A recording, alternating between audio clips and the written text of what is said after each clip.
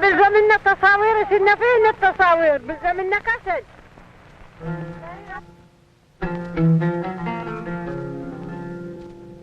بدنا فين التصاوير ده تصورنا طلعنا عدو ضمننا من ما تصورنا هون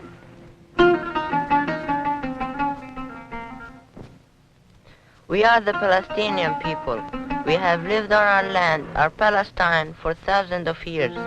Now we are almost all refugees. The Zionists have driven us off our land. Now we must live in refugee camps outside our Palestine. Someday we will return. I am making a picture of my village out of sticks and stones. My village in Palestine before the Zionists drove us out. It was always a rich and beautiful place. It was not a desert as the Zionists say. Try to imagine yourself living in these tents, not for a day, not for a week, not for a month, not for a year.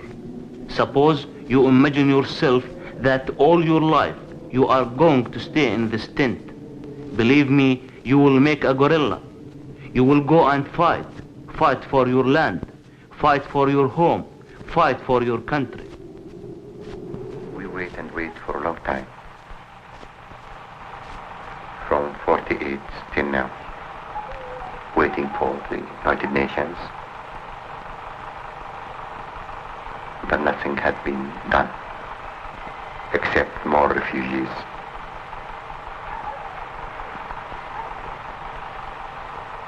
So, we think that the only way is to carry our arms and to fight. We were obliged to fight. We don't like war, but the person who had been kicked out from his homes is obliged, and he has the right to fight. To fight for living, to fight for his future, for his children, for his people. And this is what we are doing.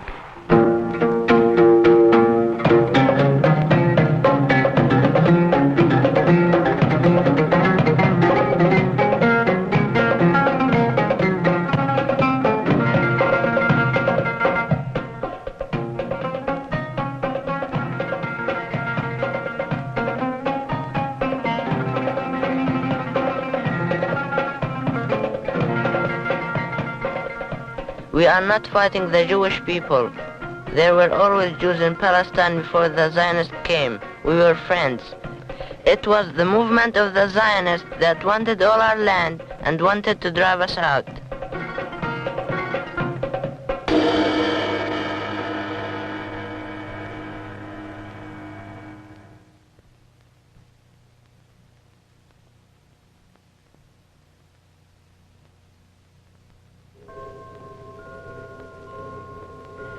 Political Zionism began in Europe in 1897. Its aim was the creation of a Jewish national state. At the first Zionist Congress in 1897, Theodor Herzl, the founder of Zionism, called for Jewish colonization of Palestine. Of the Palestinian Arabs, who were 90% or more of the population, Herzl said, "We shall try to spirit the penniless population across the border by procuring employment for it in transit countries, while denying it any employment in our own country." Herzl approached European rulers with his plan for expanded Jewish settlement in Palestine.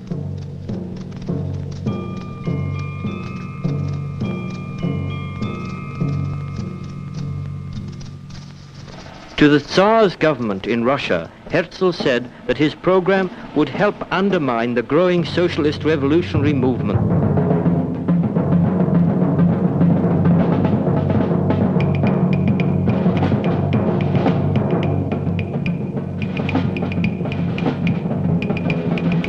To the German Kaiser, Herzl presented it as fitting in with the German imperial ambitions in Asia Minor.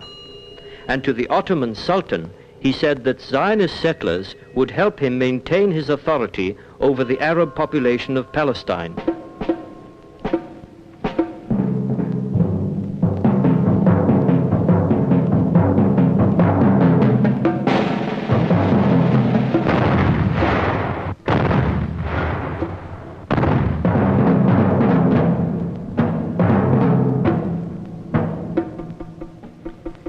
It was during World War I that Zionism found a willing partner in England in its aim to colonize Palestine.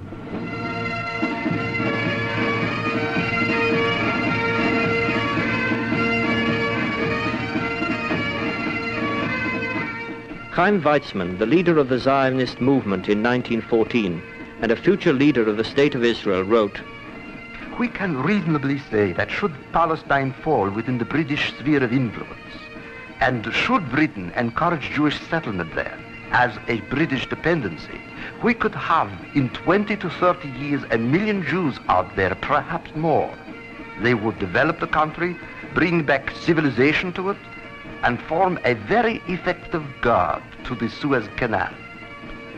In 1915, the British High Commissioner in the Middle East, Sir Henry McMahon, declared, "Great Britain is prepared to recognize and support the independence of the Arabs in all regions within the limits demanded by the Sharif of Mecca." With this promise that England would help the Arab peoples gain their independence, the Arabs rose in revolt against the Ottoman Turks, who had ruled over the Middle East for over 400 years. But the British had no intention of helping the Arabs of Palestine gain their independence. In 1916, they concluded the treacherous Sykes-Picot Treaty with the French, carving up the Middle East between the two imperialist powers and eventually placing Palestine under British control.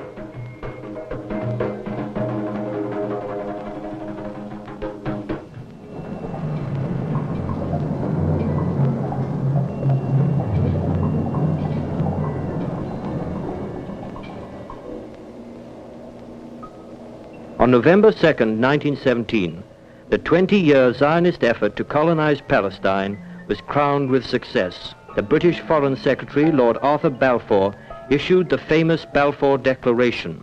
"Dear Lord Rothschild, His Majesty's government views with favor the establishment in Palestine of a national home for the Jewish people, and will use their best endeavors to facilitate the achievement of this object, it being clearly understood that nothing shall be done which may prejudice the civil and religious rights of existing non-Jewish communities in Palestine. Yours sincerely, Arthur James Balfour."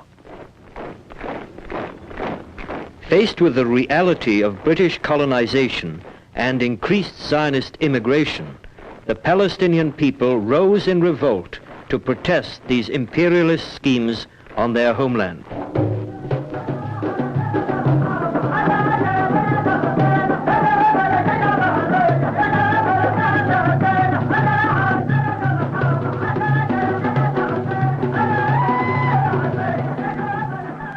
For 20 years, we demonstrated and fought against the British and the Zionists. The British sent in 6 different commissions to investigate our demands. Each time, they reported that the cause of our outrage was Zionist immigration to our land. These commissions didn't mean a thing. The official policy of the British was to help the Zionists. Year after year, their immigration increased. Finally, in 1936, we, the Palestinian people, began our revolution. We organized a general strike all over Palestine. It lasted for 6 months, the longest strike in the history of the Arab world. For 3 years, we fought a war of resistance.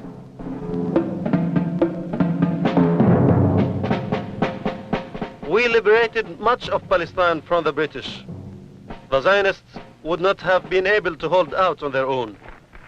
The British had to send in 100,000 men, a third of their army, to crush our heroic resistance. They trained the Zionists and gave them arms. They hunted our people down with dogs in the night. At the end of the fighting, The Zionists had a well-trained army, but we were forbidden to own even a single cartridge. May 1939. With war clouds looming over Europe, the British tried to appease the Palestinians by limiting Jewish immigration to Palestine. The Zionists opposed this policy, and 1 week later, the Zionist secret defense forces, the Haganah, the Irgun, and the Stern Gang, began a campaign of terror against the British and against the Palestinians. The Zionists could no longer rely on the British to sponsor their state. Ben-Gurion wrote, For my part, I had no doubt that the center of gravity of our political efforts had shifted from Great Britain to America, who was making sure of being the world's leading power, and where the greatest number of Jews, as well as the most influential, were to be found.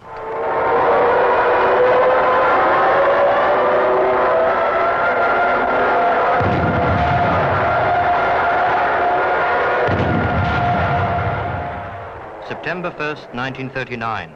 War was declared between Britain and Germany.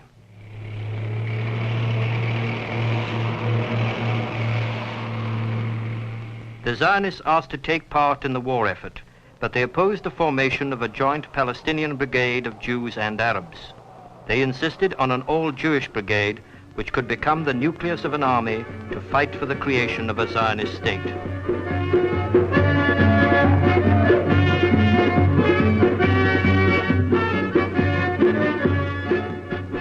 The First World War brought us the Balfour Declaration. The second ought to bring us the Jewish state.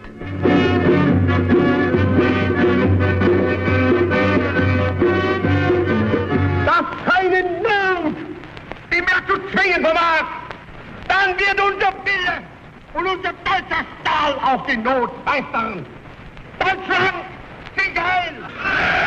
In Europe, smoldering Nazi anti-Semitism broke loose in a vicious attack on the Jewish people. In 1938, more than 20,000 Jewish people were arrested in Germany. Thousands of shops were looted. Hundreds of synagogues and apartment houses were burned. Jewish people were barred from crafts and trades, their children barred from German schools. The Jews were forced to wear a badge of identification, the yellow star. It was in those days a fact of everyday life that only the Zionists had a chance of negotiating with the Nazis. But they didn't think in terms of fighting anti-Semitism. Their first priority was always the building of a Zionist state in Palestine. The rest of us thought that we should fight anti-Semitism. In 1933, 6 years before the Nazis forced us to wear the yellow star, the Zionists encouraged us to wear it. Wear it with pride was their slogan. And in some places, selling yellow stars became a business. There were plain ones and fancy plastic ones. The Nazi government and the Jewish Agency for Palestine concluded an agreement under which Zionist-selected Jews were permitted to emigrate to Palestine. Adolf Eichmann's Central Bureau was originally designed for Jewish emigration. For those well-to-do Jews who would pay for his services, Eichmann would sweep aside the red tape, issue passports, and provide passage to Palestine through private transport agents. It was a lucrative business for the Gestapo. In 1938, 2 Zionist emissaries, Pino Ginsberg and Bar Gilad, came to Nazi Germany. These men did not come to save us. That was not their job. They were looking for young men and women to colonize Palestine and fight for a Zionist state. The Gestapo allowed them to stay. For these men, there was no red tape. They were allowed to set up special training camps for the selected few who would make the illegal run to Palestine through the British blockade. Why, you ask? The Gestapo saw 3 possible benefits from this cooperation. It would satisfy Hitler's mania for getting rid of us. It would embarrass the British in Palestine and create difficulties between the British, the Zionists, and the Palestinians.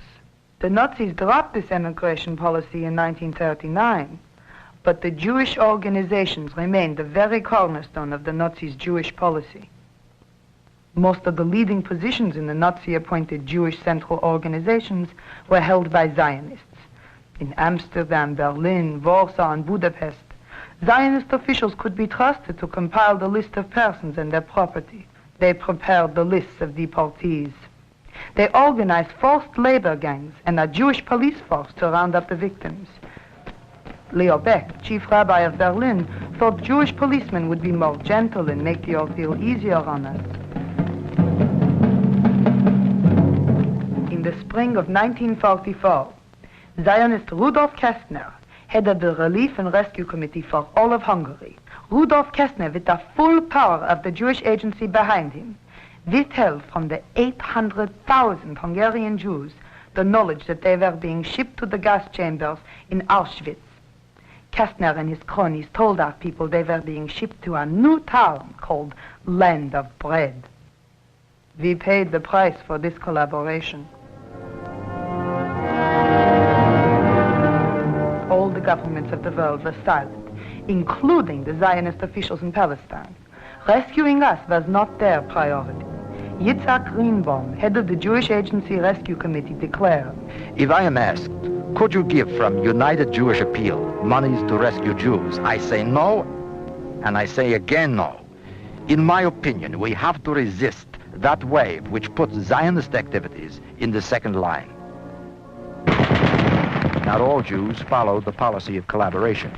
In the Warsaw Ghetto, thousands of Jewish men and women died resisting the Nazis. Jewish fighters worked in the underground to help their sisters and brothers escape the Nazi terror. At the end of the war, thousands of Jewish people waited in the displaced persons camps of Europe.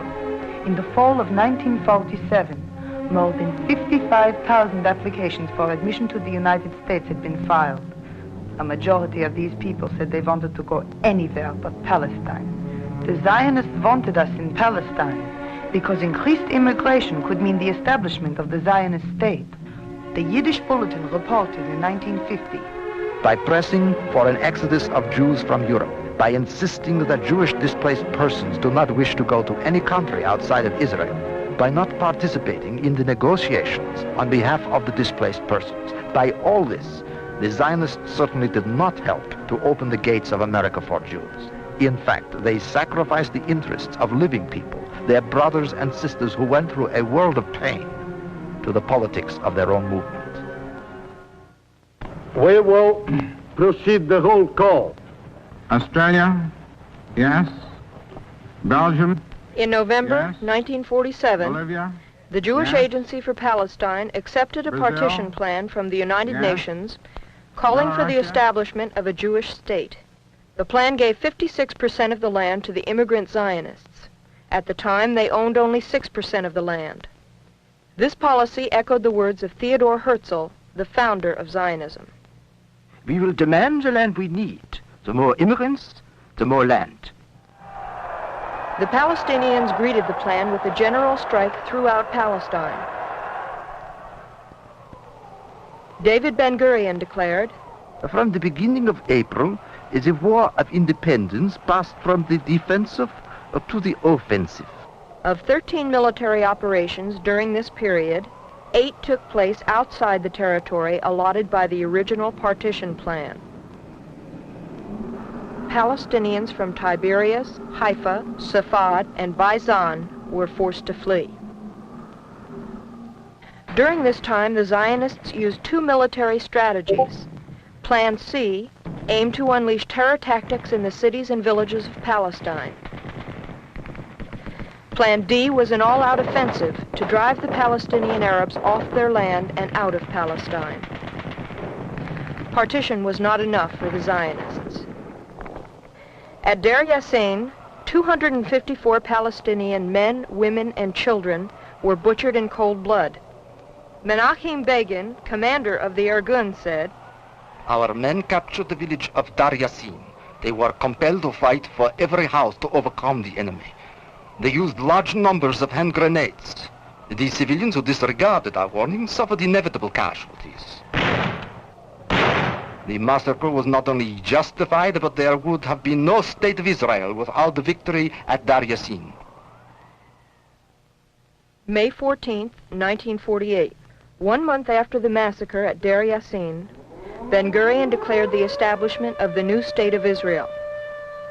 10 minutes later, President Truman released the following statement. This government has been informed that a Jewish state has been proclaimed in Palestine. The United States recognizes the provisional government as the de facto authority of the new state of Israel. Neighboring Arab armies, led by King Abdullah of Jordan, entered the territory outlined as Arab Palestine, but Abdullah had no intention of protecting the Palestinian people. His plan was to add the west bank of the Jordan River to his own kingdom. The Zionists used this action as an excuse for further expansion into Arab Palestine. David Ben-Gurion declared, "We are not obliged to state the limits of our own state. The Arabs are making war on us. Why tie ourselves down?" The United States speedily approved a $100 million loan to Israel. Lewis Johnson, Secretary of Defense, said, Israel is important strategically, and we must support her.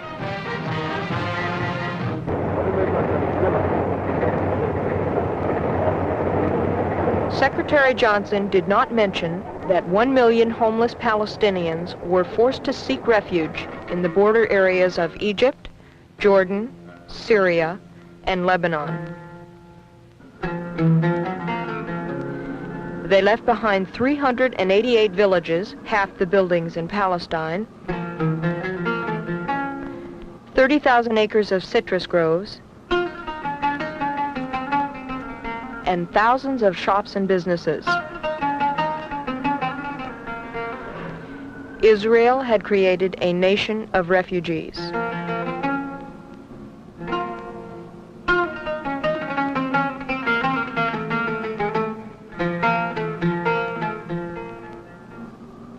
We were living in very bad conditions after the Exodus in 1948.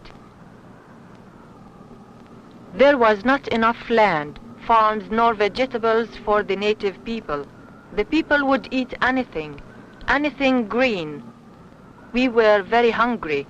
There was much starvation. We lived 10 people to one small room. Our people were afflicted with tuberculosis. 4 out of 5 babies died before they reached the first year of life. After 6 months of almost complete starvation, the United Nations began their program to give us only 6 cents worth of food every day, barely enough to survive. All of this was the result of the Zionist Israel. In July 1956, Egypt nationalized the British-French-owned Suez Canal Company. In response to this strong show of Arab nationalism, Abba Eban, Israeli representative to the UN, said, Israel will start no war. The next day, a 30,000-man Israeli invasion force lunged across the Sinai Peninsula of Egypt for the Suez Canal. 2 days later, England and France followed.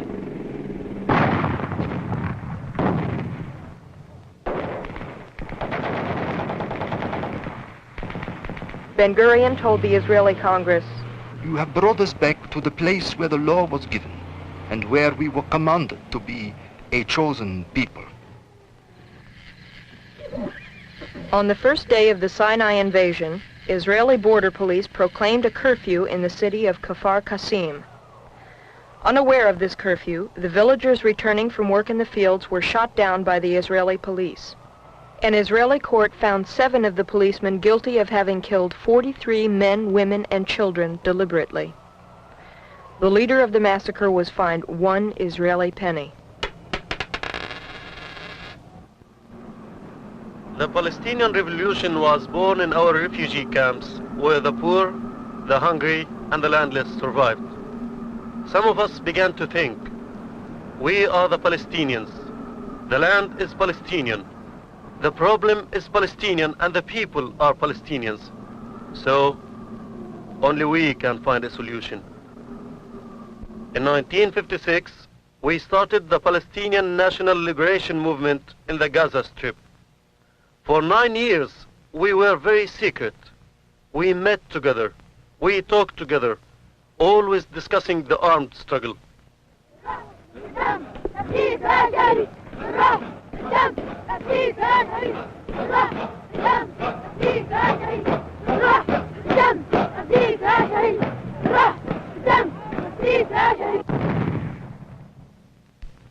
On January 1st, 1965, we launched our first operation into occupied Palestine, also called Israel. This was the first time that we faced the enemy. The people heard about us and wanted to join us. At first, we contacted the other Arab political parties and proposed the armed struggle. They not only rejected our ideas, but even tried to attack us, saying that the Palestinians can never liberate their land. They opposed the idea of a long people's war, claiming that the war must be short and decisive. Both the Israeli and the Arab governments sent their secret police to hunt down our commandos. Mass arrests were made, both inside Israel and the Arab countries. All the governments feared our revolution. We knew from the beginning that our war was not against the Jews. Our war was against the Zionist military machine that brutalized our people.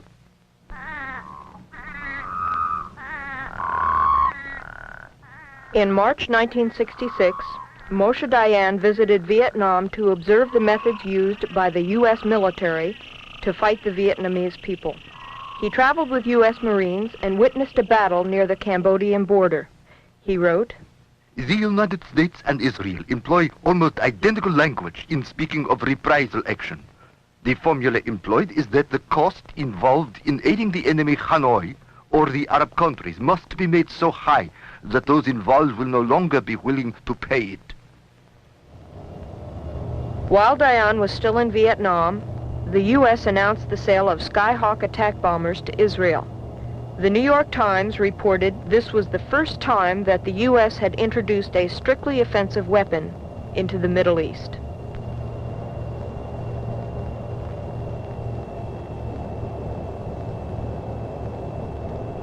Now Dayan was ready to make the Palestinians and the Arab countries pay his price.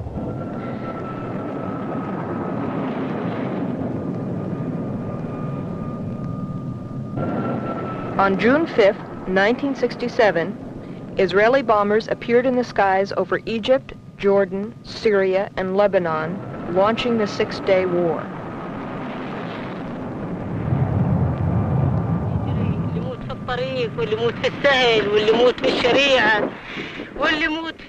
The Israeli bombs fell on our houses. Our people were shot on the roads. Mothers were separated from their children. We were forced to live in tents in the rain and cold. The Zionists expelled us from our country. Women were left without fathers, husbands, brothers or sons. We bring up our children until they are big, and they come and massacre them on the roads. Zionist propaganda portrayed Israel as an innocent, struggling nation on the verge of destruction by hostile Arab neighbors. Later, Israeli General Peled admitted that the claim that Israel was under the menace of destruction was a bluff. What were the real reasons for this Zionist war of expansion? 95,000 Israeli workers were unemployed. There were many strikes. For the first time in Israel's history, more people were leaving than immigrating. The economy was in trouble. But if Israel could conquer the oil reserves of the Sinai, then according to Israeli General Herzog, Israel could become self-sufficient in the world's most important commodity, oil.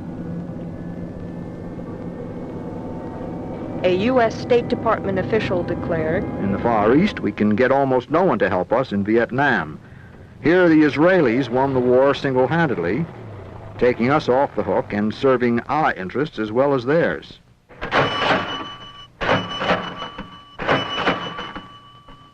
As a result of their military victory in June, the Israelis occupied Gaza, the West Bank of the River Jordan, Jerusalem with its $70 million annual tourist industry, the Sinai with its $60 million annual oil production, and the Golan Heights, part of Syria. Once again, hundreds of thousands of Palestinians were forced to live under Zionist occupation. This is a Palestinian packing plant in the occupied Gaza Strip. Palestinians do the work. These oranges are grown on Palestinian farms, but they are exported to the world as an Israeli product.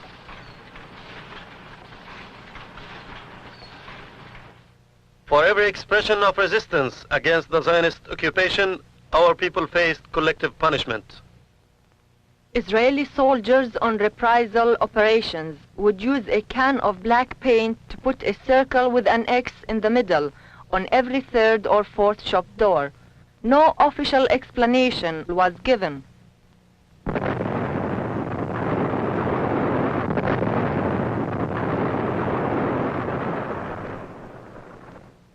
In front of the Wailing Wall in Jerusalem, 2 Arab residential sections were destroyed to make way for a parking lot.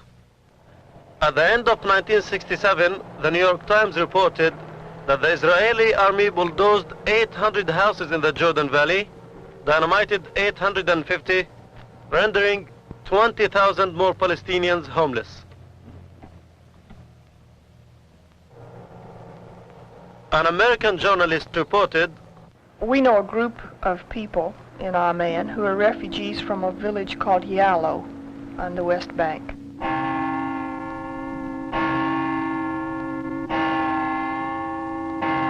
At dawn, they were awakened by soldiers pounding on their doors.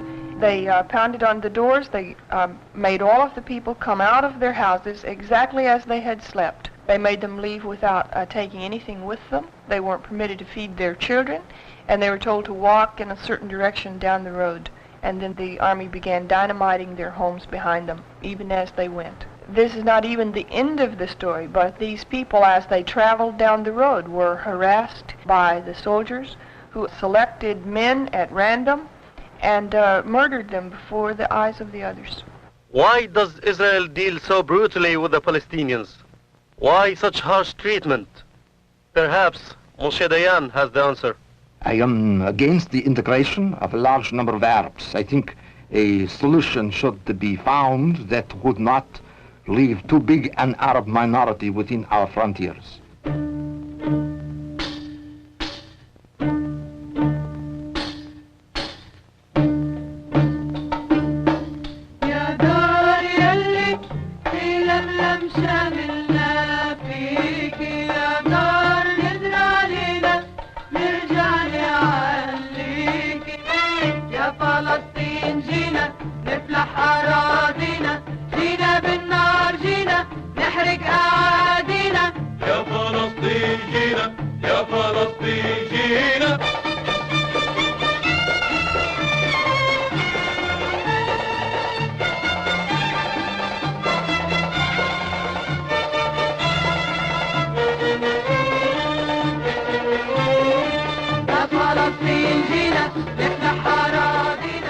We are saying that Israel has taken our land by force, and there is no other way but by force to return to our land. The town of Karameh in Jordan was our first fixed base. From Karameh, we launched many raids into occupied Palestine. The Zionists intended to eliminate us completely, but after the Battle of Karameh in March 1968, the Palestinian people knew that we could fight and win.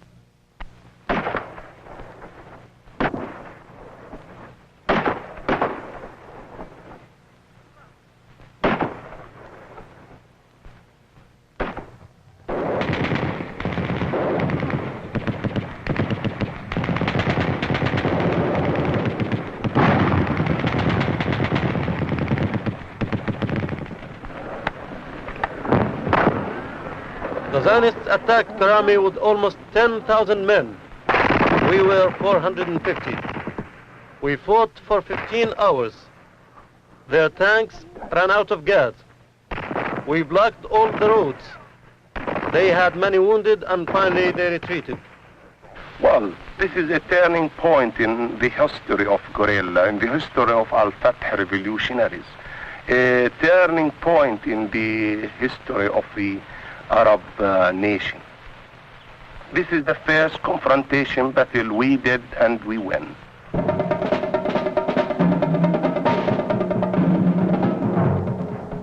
After the battle, all the Palestinians heard about Karameh and thousands wanted to join the movement and fight to return to Palestine. And what did you do before you joined Al-Fatah? I have been working as a clerk in a machine company, electric machine company. And why did you join Al-Fatah so late? Because I want to do my best to fight the Israel army to get back my country, Palestine country. How many years do you think you will have to fight? It doesn't matter. 3, 4, 5, 10. If I with my children will be big and he will fight instead of me. We went to the workers in the oil refineries.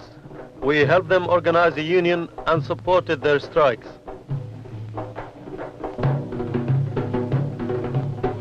We organized a workers' militia.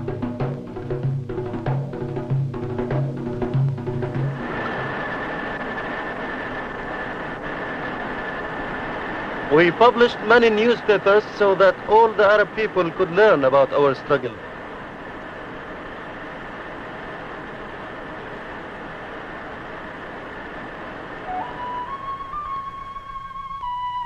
We set up hospitals for the wounded fighters and clinics for our people in the refugee camps.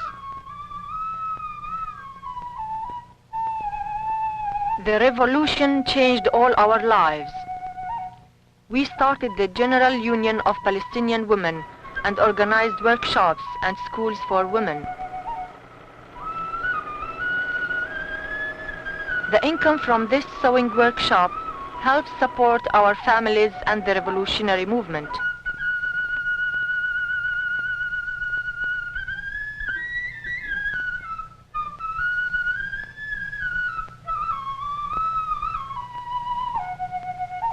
In spite of all our hardships, we keep our Palestinian culture alive.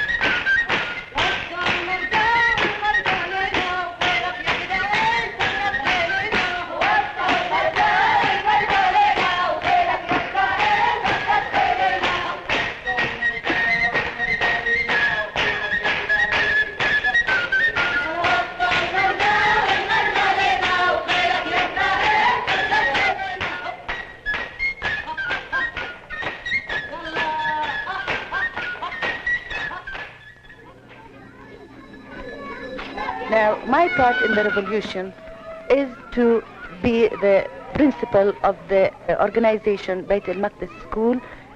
We have about 70 girls. These girls come from different parts where there are refugee camps, Palestinian refugee camps. The girls we accept here are the daughters or sisters of martyrs or prisoners. And the girls here have full board and education. We give them lessons about their own homes, their own villages in Palestine. To which town do they belong? What do they grow in their farms? What work do they do in their villages? In the higher classes, in addition to the second language, that's English, we give them Hebrew. We have a very important aim for giving these girls Hebrew. We are going to live with the Jews. We have been living with the Jews. And what the revolution is fighting now is fighting Zionism. أنا في المدرسة هاي لها عشان أبوي استشهد في سبيل الوطن وأنا أجوا أخذوني هنا عشان أصير فدائي واستقطار أبوي. We do not prepare them to be fighters, but our revolution is a long-lasting revolution. If these girls by themselves will find it necessary that they become fighters, we do not stop. But we do not force them to become fighters. That is a very important point. We want to bring a new generation that will know their country and who are always talking about their country and want to go back to their country. My name is Abu Zaid. I'm 13. I'm a member of the Ashbal with 300 other young Palestinian boys and girls. I come here every day at 2:30 after school. We practice shooting, hand-to-hand fighting, and climbing in the mountains. In the classes, we talk about Palestine, the lost country, and of the life we lead. My parents encourage me and send me here to prepare for the future so we can make an end to this bad life. I have been here for 7 months. I have learned to use a rifle. We have seen that we can't fight Israel by talking. تسمية هذا السلاح من أعلى إلى أسفل. قوة السبطانة الشعيرة واقة شعيرة قاعدة شعيرة الحرب ونابض الحرب. هيا. Israel claims that the new generation of Palestinians had forgotten its fatherland. Israel also says that Palestinian Arabs are not civilized. Do they mean that we have no right to our homeland? We must liberate our Palestine and make it possible for all people to live in peace, Jews, Muslims, or Christians. Our war is a war of liberation. It is not a war against the Jews. We do not want to push the Jews into the sea or any silly thing like that. We also do not want the Zionists to push us into the desert. That is why we must fight.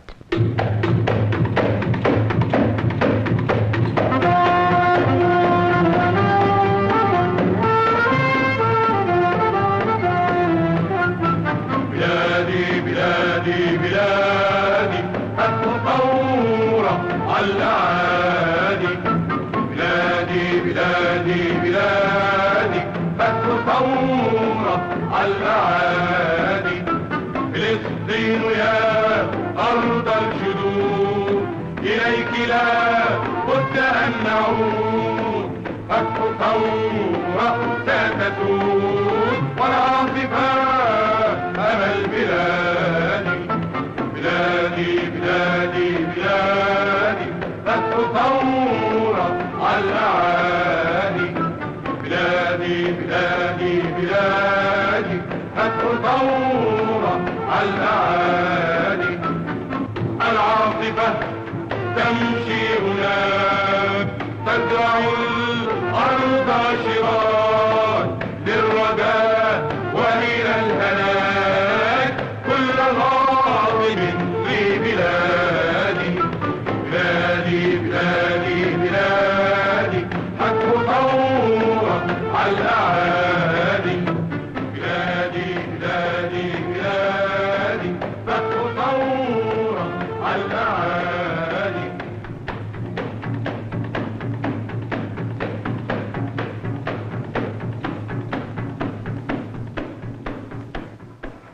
By September 1970, our revolution had gained much support among the Arab people. Jordan was our main base against Zionism. As the revolution grew stronger, the U.S. government proposed that the United Nations adopt a special resolution, a so-called peaceful solution to the Middle East crisis. The U.S. government began to send many arms to Hussein's regime in Jordan, not to fight Zionism, but to attack the revolution. Today, September 17, units of the Royal Jordanian Army surrounded all refugee camps in and around the capital of Amman, The army began shelling the camps at 5 a.m. Thousands of innocent people are injured as a result of heavy artillery and phosphorus grenades. There are many reports of the wounded being dragged from clinics and being tortured by Hussein's mercenaries. The army does not permit any of the world's press to report the atrocities. Many journalists have been fired at to hide the crimes of Hussein's troops. This is the real Rogers peace plan. All over Jordan, our militia and commandos fought heroically against Hussein's mercenaries. We defended the revolution against great odds. The Pentagon is prepared to send in American troops to save Hussein's regime. At U.S. bases in Turkey, Greece, and West Germany, U.S. forces are mobilized to intervene on Hussein's behalf. In the Mediterranean, the U.S. 6th Fleet is cruising off the coast of Lebanon and is ready to support Hussein. At the Pentagon, Deputy Secretary of Defense Packard announced this morning that the U.S. government would make certain that Hussein continues to have a military capability. This announcement was followed by a $70 million military defense package given by Washington. The giant U.S. corporations and banks have billions of dollars invested in the Arab countries. They would like to continue exploiting the resources that belong to the Arab people. That is why they are trying to crush the revolution. But the Palestinians have awakened the Arab people to fight U.S. imperialism and its partners, Zionism and the reactionary Arab regimes. Now we work underground in Jordan. From Syria and Lebanon, our operations continue against Israel. Inside the occupied territory, there are daily acts of resistance. Today, we are not alone. All over the world, in Vietnam, in Latin America, in Africa, people are fighting for their national liberation. Our fight will take many years, but we are determined to fight until victory. ربما تسلبني آخر شبر من ترابي، ربما تطعم للسجن شبابي، ربما تسطو على ميراث جدي من أثاث وأواني وخوابي، ربما تحرق أشعاري وكتبي، ربما تطعم لحمي للكلاب، ربما يغطي قريتنا كابوس رعب يا عدو الشمس، لكن لن أساوم، ولآخر نبض في عروقي سأقاوم. Well, I tell you, the free fighters in South Vietnam, they are fighting the greatest nation in the whole world. They are fighting a nation with atomic bombs and H bombs. And we do believe, as they do believe, they will liberate their country. If you have been deported out of your homeland, what else have you to do? You see, the real aim is to return back to our homes, to liberate this home, and to establish states in which all the people, all the races, all the religion can live in peace and friendship and justice.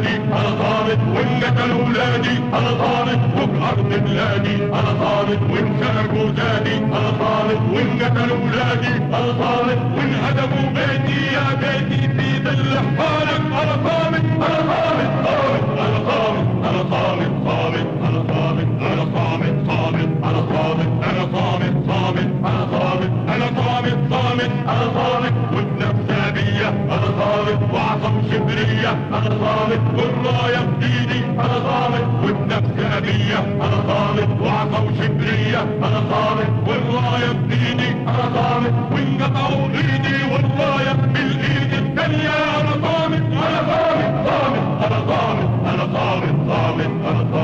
أنا صامت صامت أنا صامت أنا صامت صامت أنا صامت أنا صامت صامت أنا صامت حجلي وبستاني أنا صامت عزمي وإيماني أنا صامت